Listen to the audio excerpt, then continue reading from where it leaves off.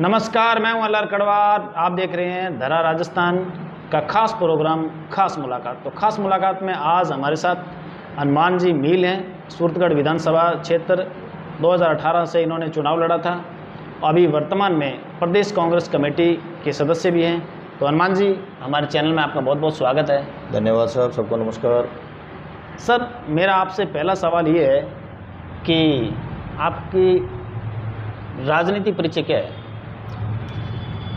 मैं एनएसयूए से जुड़ा हुआ था जी। राजस्थान यूनिवर्सिटी के अंदर हमने एनएसयूए में चुनाव में खूब काम किया। उसके बाद में मैं श्री गंगानगर लोकसभा यूथ कांग्रेस का निर्वाचित यूथ कांग्रेस का अध्यक्ष रहा। जी। उसके बाद में मैं प्रदेश यूथ कांग्रेस का महासचिव रहा। जी। राजस्थान प्रदेश कांग्रेस कमेटी का मैं मेंबर हूं। जी। और 2018 में कांग्रेस पार्टी से मैंने सूरतगढ़ विधानसभा से विधानसभा का चुनाव लड़ा है। जी। सर, मेरा आपसे दूसरा सवाल ये है कि अभी जो सरकार की अग्निपथ योजना आई है केंद्र सरकार की, उसको आप किस नज़र से देखते हैं? युवाओं के भविष्य के साथ खिलवाड़ किया जा रहा है। जी। 2 करोड़ रोजगार हर साल देंगे इस वादे के साथ आई हुई सरकार ने जी।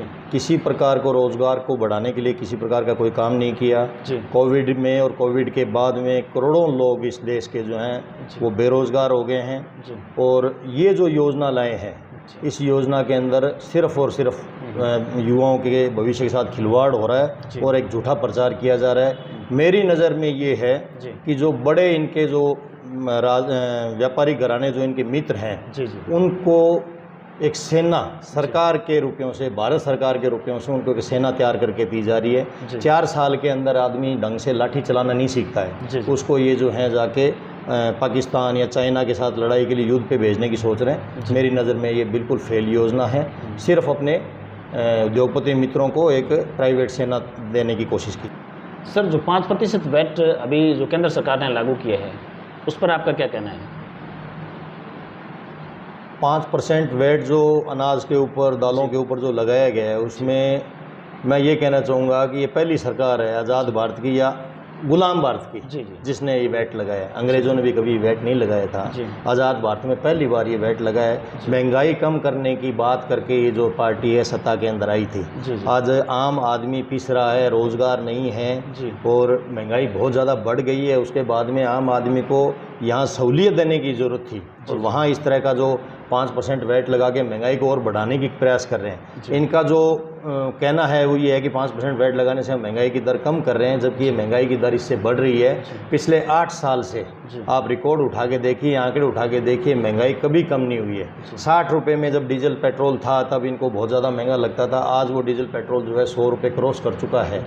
तो ये सब चीज़ें जो है इनका कोई महंगाई के ऊपर किसी प्रकार का कोई कंट्रोल नहीं है। सबसे बड़ी बात यह है कि इनके पास में कोई एक अच्छा अर्थशास्त्री नहीं है और उस अर्थशास्त्री नहीं होने का जो खामियाजा इस देश की जनता उठा रही है।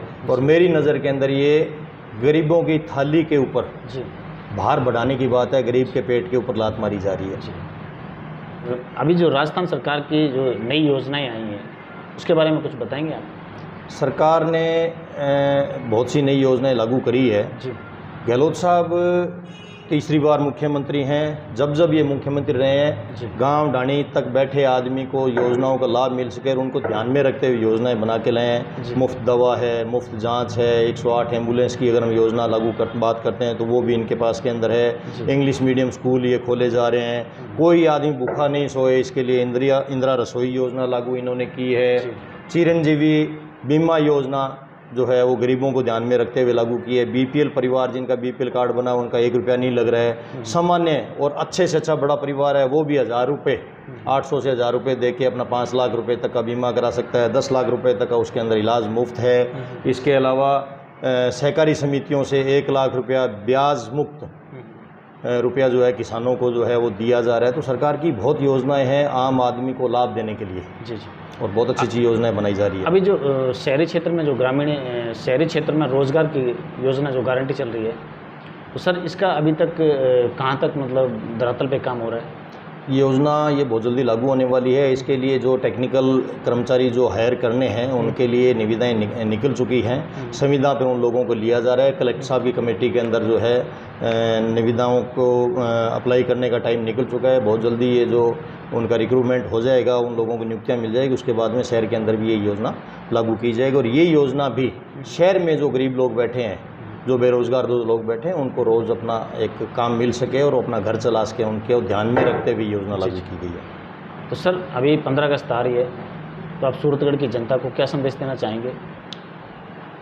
75 वर्ष जी हमारी देश की आज़ादी को हो गए हैं और इस 75 वर्ष के अंदर देश जो है बहुत विपरीत परिस्थितियों के अंदर, जब देश आज़ाद हुआ था, बहुत विपरीत परिस्थितियों से यहाँ तक पहुँचा है। बहुत से लोग ये बात कहते हैं पिछले 10 सालों से लगातार, खास तौर से ये बात की जाके कांग्रेस ने 70 साल के अंदर क्या किया है। तो सबसे पहले तो जनता से ये कहना चाहूँगा कि भी आप देखिए, आपके इस क्षेत्र के अंदर भी अगर हम देखते हैं तो इस क्षेत्र के अंदर इंदिरा गांधी नहर जो है हमारी जीवनदायिनी है। ये इंदिरा गांधी नहर भी जो है देश की आज़ादी के बाद के अंदर आई है। इसके अलावा बहुत से बड़े बड़े उपक्रम जो हैं, बहुत बड़ी बड़ी फैक्ट्रियाँ हैं, सड़कें हैं, बिजली है, कॉलेज है, स्कूल है, पानी पीने की व्यवस्थाएँ सारी जो है सरकार ने, कांग्रेस सरकार ने की।